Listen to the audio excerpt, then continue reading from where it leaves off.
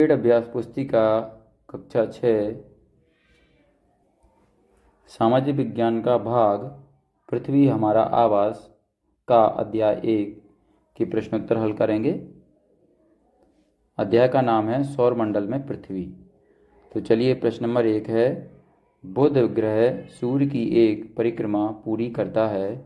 Option A 59 दिन, option B 88 दिन, option C 27 दिन, ऑप्शन डी 255 दिन। सही ऑप्शन है ऑप्शन बी 88 दिन। उत्तर में हम लिखेंगे ऑप्शन बी 88 दिन।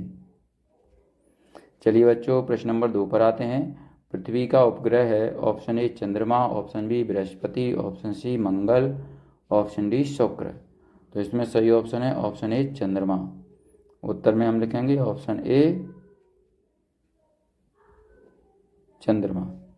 चलिए बच्चों, प्रश्न नंबर 3 पर आते हैं। पृथ्वी के संबंध में कथन सही नहीं है। ऑप्शन ए सूर्य से दूरी के क्रम में तीसरा ग्रह है, ऑप्शन बी अंतरिक्ष से पृथ्वी नीले रंग की दिखाई देती है, ऑप्शन सी आकार में सबसे बड़ा ग्रह है, और ऑप्शन डी जीवन के लिए आवश्यक जल एवं वायु पाई जाती है। तो इसमें सही ऑप्शन है ऑप्शन सी आकार में सबसे बड़ा ग्रह। उत्तर में हम लिखेंगे ऑप्शन सी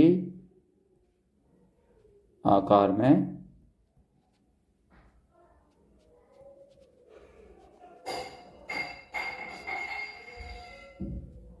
सबसे बड़ा ग्रह है। चलिए बच्चों, अब प्रश्न नंबर 4 पर आते हैं। तारों के समूहों द्वारा बनाई गई विविध आकृतियां कहलाती हैं। ऑप्शन ए आकाशगंगा, ऑप्शन बी सौरमंडल, ऑप्शन सी नक्षत्रमंडल, ऑप्शन डी उल्कापिंड। तो इसमें सही ऑप्शन है ऑप्शन सी नक्षत्रमंडल। उत्तर में लिखेंगे ऑप्शन सी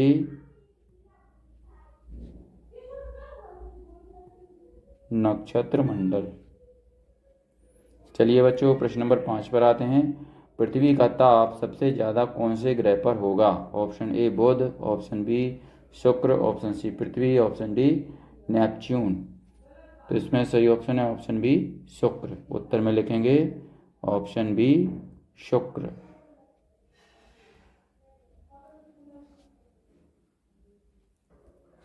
प्रश्न नंबर 6 है, रिक्त स्थान की पूर्ति कीजिए। तो ए नंबर पर दिया है सूर्य पृथ्वी से लगभग, खाली स्थान लिखेंगे 15 करोड़ किलोमीटर दूर है।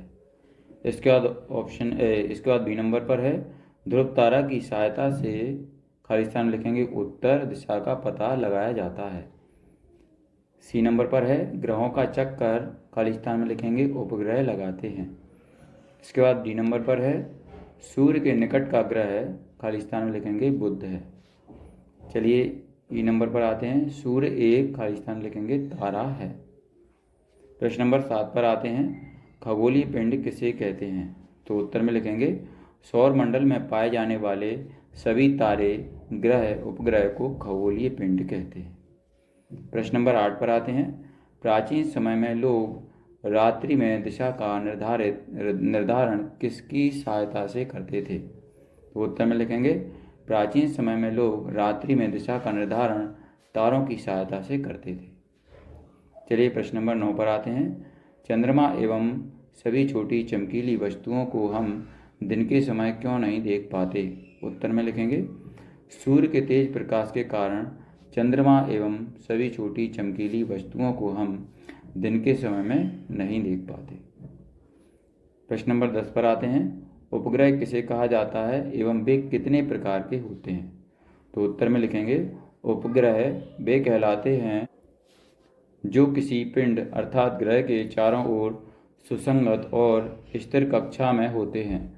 उपग्रह के दो मुख्य प्रकार हैं। नंबर 1 प्राकृतिक उपग्रह जैसे चंद्रमा, नंबर 2 कृत्रिम उपग्रह जिसे मनुष्य ने पृथ्वी के चारों ओर एक कक्षा में लॉन्च किया हो। चलिए आगे बढ़ते हैं। प्रश्न नंबर 11, सूर्य के दूसरे क्रम का ग्रह कौन सा है? वह पृथ्वी का एक चक्कर कितने दिन में पूर्ण करता है? तो उत्तर में लिखेंगे सूर्य के दूसरे क्रम का ग्रह शुक्र है। वह पृथ्वी का एक चक्कर 243 दिनों में पूर्ण कर लेता है। चलिए बच्चों, प्रश्न नंबर 12 पर आते हैं। ब्रह्मांड का निर्माण किन किन आकाशीय पिंडों द्वारा होता है? तो उत्तर में लिखेंगे ब्रह्मांड लगभग 13.7 अरब वर्ष पूर्व भारी पदार्थों से निर्मित एक गोलाकार सूक्ष्म पिंड था, जिसका आयतन अत्यधिक सूक्ष्म ताप व घनत्व अनंत था। बिग बैंग प्रक्रिया में इसके अंदर महाविस्फोट हुआ और ब्रह्मांड की उत्पत्ति हुई। चलिए इसके बाद प्रश्न नंबर 13 है, पृथ्वी को सौरमंडल का अद्भुत ग्रह क्यों कहा जाता है? तो उत्तर में लिखेंगे पृथ्वी को सौरमंडल का अद्भुत ग्रह इसलिए कहा जाता है क्योंकि इसमें ऐसे कई कारण हैं जो इसे जीवन के लिए उपयुक्त बनाते हैं। इसमें विविध प्रकार के पारिस्थितिकी तंत्र, स्थिर जलवायु तथा तरल पानी है। यह एकमात्र ज्ञात ग्रह है जो मनुष्य सहित जीवन के कई रूपों का समर्थन करता है। चलिए प्रश्न नंबर 14 पर आते हैं, आकाशगंगा क्या है समझाइए।